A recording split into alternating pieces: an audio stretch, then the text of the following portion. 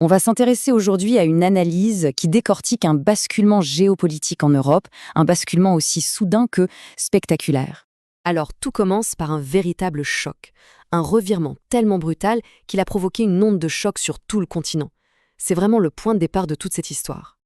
Et là, on touche au cœur du mystère, le virage à 180 degrés, complet du président Macron. D'un côté, le faucon prêt à en découdre, et de l'autre, du jour au lendemain, le diplomate qui cherche le dialogue. Et tout ça sans prévenir personne. C'est ça qui est assez fou. Mais attention, ce n'est pas juste l'histoire d'un seul homme qui change d'avis, non, c'est bien plus que ça. C'est en fait le symptôme d'une fissure beaucoup plus profonde, d'un effondrement qui se faisait en silence.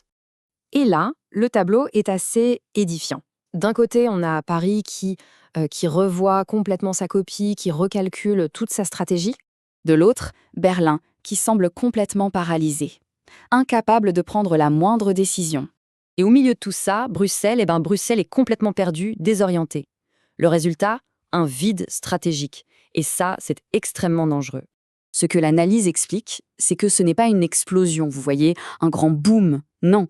C'est plus comme une fissure silencieuse qui s'est propagée dans les fondations, dans le ciment qui tenait tout l'édifice européen.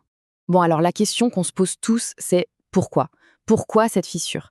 Eh bien, l'analyse pointe du doigt un choc frontal, une collision vraiment brutale entre la rhétorique et la réalité du portefeuille.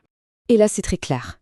D'un côté, les grands discours, l'unité morale, la sécurité pour tous. De l'autre, la dure réalité, la pression des électeurs, les factures d'énergie qui explosent, bref, le quotidien. Et les deux se sont télescopés.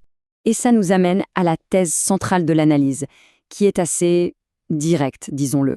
Quand la morale se confronte à la réalité des chiffres, eh bien, à la fin, ce sont les chiffres qui gagnent. C'est aussi simple que ça.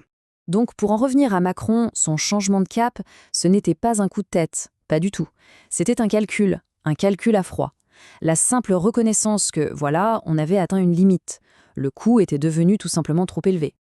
Ok, donc l'Europe est en pleine crise interne. Mais pendant ce temps-là, comment est-ce que c'est perçu de l'extérieur? Et surtout, qu'est-ce qu'on en pense à Moscou? L'analyse suggère que l'arme la plus puissante de la Russie dans cette histoire, ce n'est pas ce qu'on croit. Ce n'est pas une arme militaire. Non, c'est quelque chose de beaucoup plus simple, et peut-être de plus redoutable. C'est la patience. Juste attendre. Une patience de prédateur, froide, méthodique. L'idée est d'une simplicité désarmante en fait. Pourquoi agir quand l'ennemi se détruit de l'intérieur? Il suffit d'attendre, d'observer, et de laisser les divisions faire le travail à sa place. Et c'est exactement ce qui s'est passé.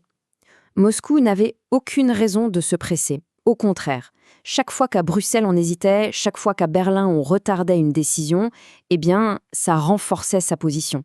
Le temps jouait pour eux. Bon, on a vu le comment, le pourquoi, maintenant, quelles sont les conséquences de tout ça, de cette fameuse implosion silencieuse. On entre dans une nouvelle ère, en quelque sorte. La belle façade de l'unité, elle a volé en éclats. Ce qui reste, c'est une sorte de chacun pour soi. Chaque État agit pour sa propre survie. La confiance s'est érodée et l'incertitude est devenue la nouvelle norme. Et ça met le doigt sur un fossé qui n'arrête pas de se creuser.